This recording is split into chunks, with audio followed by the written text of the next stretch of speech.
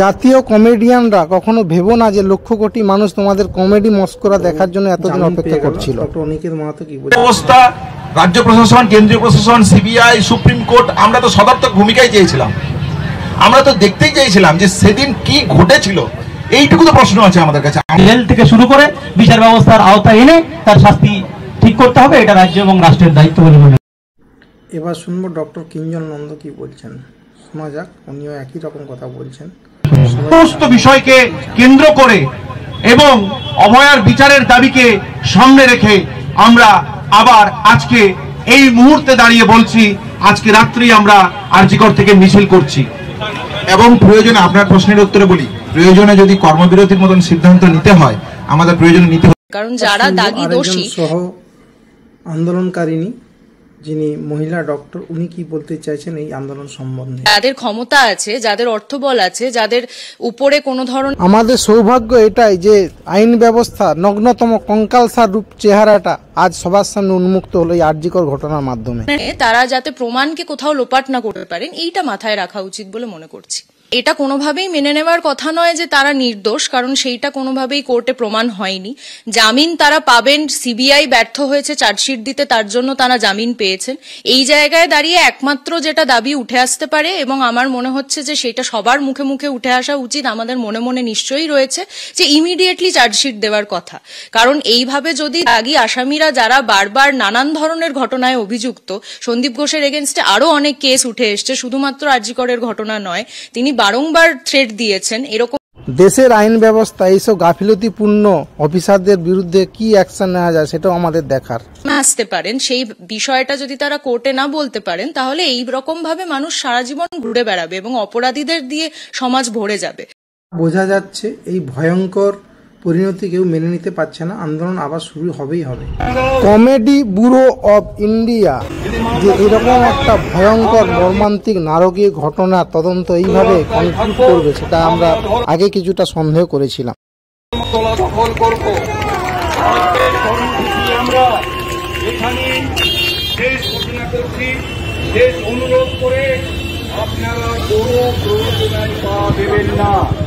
আমাদের কর্মসূচি এখানে শেষ করছি। আমরা অভয়ার বাবাকে নিয়ে আইন পরামর্শ করতে যাব। আপনারা ধীরে ধীরে এখান থেকে আপনাদের সুশৃঙ্খলভাবে বাড়িতে ফিরে যাবেন। আমরা জানি যে উত্তেজনা মানুষের মধ্যে আছে, যে দুঃখ, যে রাগ, যে ক্ষোভ আমাদের মধ্যে উগড়ে উঠছে। রাস্তা ছেড়ে আমরা কেউ যেতে চাই না।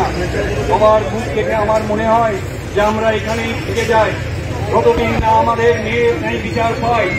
কিন্তু আমরা যেহেতু শান্তিপূর্ণ আন্দোলন করছি, রাজনীতি নয়, সঠিক জীবনের জ্যামিতি এবং পরিমিতি জানার জন্যই আমরা একত্রিত হয়েছি।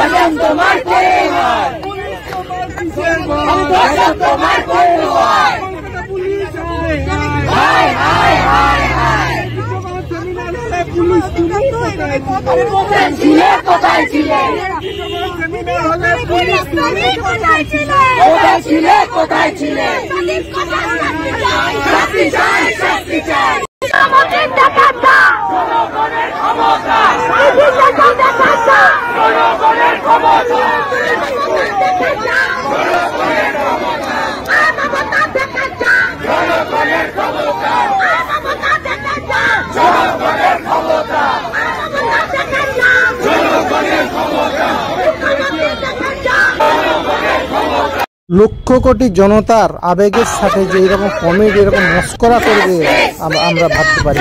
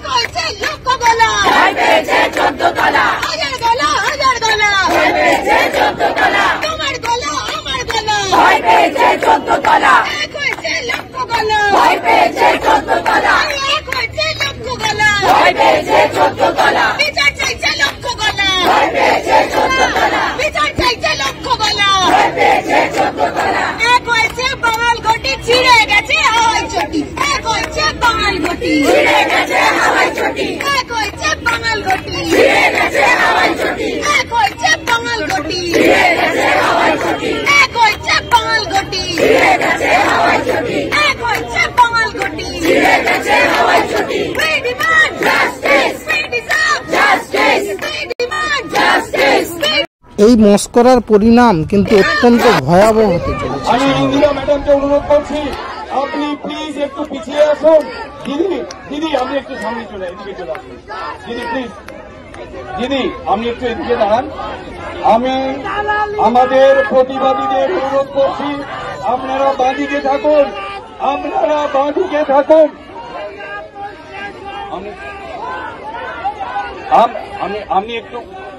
আপনি একটু প্লিজ একটু দূরে থাকুন। আমি অনুরোধ করছি, আপনারা কোনো প্ররোচনায় পা দেবেন না। আমরা প্রতিবাদীদের অনুরোধ করছি, আপনারা বাঁদিকে যান, শান্ত হন। আমরা কোনো অশান্তি আন্দোলন করতে চাই না। আমাদের প্রতিবাদীদের অনুরোধ করছি, আপনারা বাঁদিকে সরে আসুন।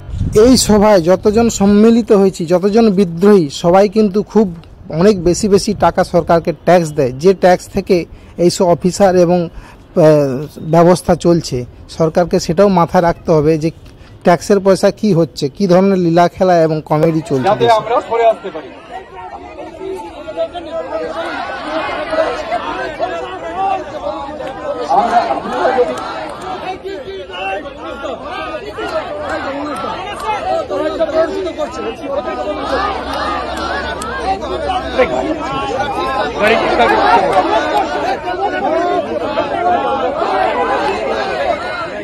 আমরা আমাদের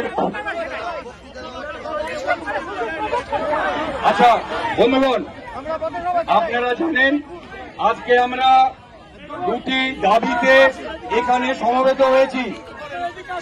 প্রতিবাদীরা এদিকে প্লিজ চলে আসুন। ওদিকে কেউ থাকবেন না, ডান দিকে কেউ মঞ্চে থাকবেন না। আমরা বাঁদিকে আসতে অনুরোধ করছি, বাঁদিকে সরে আসুন। আমাদের কর্মসূচি সবার এখন একটাই আশঙ্কা যে তদন্ত করার নামে তদন্তের সমস্ত নথি এবং তথ্য প্রমাণ ধ্বংস হয়ে যায়। আমাদের আজকের কর্মসূচি ঘোষণা করেছিলাম। প্রথম দাবি, সিবিআইকে অবিলম্বে চার্জশিট দিতে হবে, এবং দ্বিতীয় দাবি ছিল রাজ্য সরকারকে এনওসি দিতে হবে, যাতে সন্দীপ ঘোষের বিরুদ্ধে যে দুর্নীতির মামলা, যার যে চার্জশিট জমা পড়েছে, তার মামলা শুরু হয়। আমরা এই দুটি দাবিতে এখানে ছিলাম। আমরা আমাদের এই প্রতিবাদের কর্মসূচিতে শেষ অংশে চলে এসেছি। আমরা মনে করি আমরা কোনো অশান্তিপূর্ণ আন্দোলন করব না, এটাই আমাদের সিদ্ধান্ত। আমরা এখানে শান্তিপূর্ণ আন্দোলন করছি। আমরা কোন রকম কোন প্ররোচনাতে পা দেব না। আমরা এখানে লক্ষ্য করেছি মব কন্ট্রোলের জন্য যে বেসিক কতগুলি নিয়ম মানতে হয়, হেলমেট, চেস্ট গার্ড, সেগুলি ব্যবহার ছাড়াই পুলিশ বাহিনী আমাদের সাথে আছে। এবং মনে রাখুন, আমি আপনাদের সাবধান করছি, যদি কোনো জায়গা থেকে কোনো দুষ্কৃতী কোনো ঢিল ছড়ে, তার দায়িত্ব আমাদের ওপরে চলে আসবে। এখানে মিডিয়ার সমস্ত ব্যক্তিরা আছেন, আপনারাও এই কথা শুনছেন। মব কন্ট্রোলের জন্য যে বেসিক কতগুলি নিয়ম মানবার কথা, সেগুলি পুলিশ হয়তো মানছে না, আমি জানি না। তাই আমি সমস্ত প্রতিবাদ আরজিকরের ঘটনায় যদি ধর্ষক ও খুনিরা বেকসুর খালাস পেয়ে যায়, তাহলে এটা মনে রাখতে হবে যে যে কোনো সরকারি অফিসার, যে কোনো সরকারি কার্যকর্তা, যে কোনো বিচারক, সে কেউ অফিসে কার্য চলাকালীন বা কর্তব্যরত অবস্থায় খুন এবং ধর্ষণ এবং যত নারকীয় ঘটনা ঘটে যাবে, কিন্তু কিছুই হবে না এবং তার কোনো শাস্তি হবে না। এই ঘটনার মাধ্যমে তারা এই শিক্ষা পাবে দুর্বৃত্তরা যে যত খুশি যা খুশি করো, সাজা কিছুই নেই, শুধু যেটা করতে হবে যে প্রমাণ, তথ্য প্রমাণ সব ধুয়ে ফেলো, মুছে ফেলো, কেউ কিছু করার নেই। করার আগে এটা বলতে চাই, আমরা যে দুটি দাবি নিয়ে এখানে এসেছিলাম, আমাদেরকে যেন বাধ্য করা না হয় যে আমরা এখানেই থেকে যাব। আমরা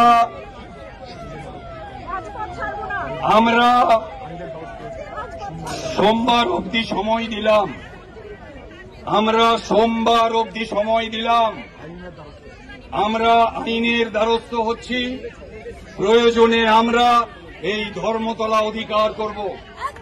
আমরা ধর্মতলা দখল করব, কারণ ক্ষমতা থাকবে না সেই ধর্মতলাকে আটকাবার। আমরা আমরা আইনের সাহায্যে ধর্মতলা দখল করব। সোমবার অবধি আমরা সেই সময় দিচ্ছি। সিবিআই কে তোমরা ভেবে নাও, তোমরা যদি তোমাদের কাজ না করো আমরা কিন্তু রাস্তায় থাকবো। রাজ্য সরকারকেও বলতে চাই, তোমরা যদি এনওসি না দাও, যদি মামলা শুরু না হয়, আমরা কিন্তু রাস্তায় থাকবো, আমরা ধর্মতলা দখল করব। আজকে কর্মসূচি আমরা এখানেই শেষ ঘোষণা করছি। শেষ অনুরোধ করে আপনারা কোনো প্ররোচনায় পা দেবেন না। আমাদের কর্মসূচি এখানে শেষ করছি। আমরা অভয়ার বাবা মাকে নিয়ে আইনজ্ঞদের সাথে পরামর্শ করতে যাব। আপনারা ধীরে ধীরে এখান থেকে আপনাদের সুশৃঙ্খলভাবে বাড়িতে ফিরে যাবেন। আমরা জানি যে উত্তেজনা মানুষের মধ্যে আছে, যে দুঃখ, যে রাগ, যে ক্ষোভ আমাদের মধ্যে উগরে উঠছে। রাস্তা ছেড়ে আমরা কেউ যেতে চাই না। সবার মুখ দেখে আমার মনে হয় যে আমরা এখানেই থেকে যাই যতদিন না আমাদের মেয়ের ন্যায় বিচার পাই। কিন্তু আমরা যেহেতু শান্তিপূর্ণ আন্দোলন করছি, তাই আমরা ধাপে ধাপে বলতে চাই, আমরা সোমবার অবধি সময় দিচ্ছি। যদি আমাদের দাবিগুলি না মানা হয়, আমরা ধর্মতলা দখলের কর্মসূচি নেব। শুধু ভারতবর্ষ না, সারা পৃথিবীতে বোধহয় এটাই প্রথম ঘটনা যেখানে মানুষকে নিজেদের অধিকার, আইনের অধিকার এবং কর্তব্যরত অফিসারদেরকে, সরকারি অফিসারদেরকে তাদের কর্তব্য মনে করানোর জন্য জনগণকে, অত্যাচারিত জনগণকে দিনের পর দিন, মাসের পর মাস সব রকম আক্রমণ এবং প্রতিরোধের সম্মুখীন হয়েও লড়াই চালিয়ে যেতে হবে। তাও আবার দেশের চিকিৎসকদেরকে, যারা